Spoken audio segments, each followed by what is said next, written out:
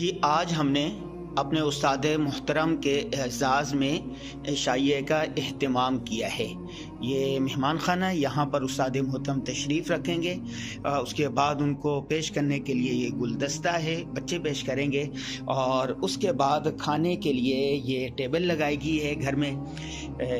ये उस्ताद मुहतरम यहाँ तशरीफ़ फरमा होंगे। उनके ख़ास मेहमान, ख़ास खुलफ़ा और उनके साथ जो आने वाले दोस्त अहबाब होंगे वो यहाँ पर 15 अफराद के खाने का एहतमाम किया गया है।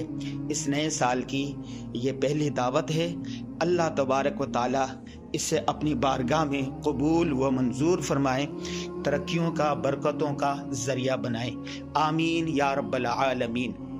यह सब कुछ आज की महफिल उस्ताद मुहतरम के नाम।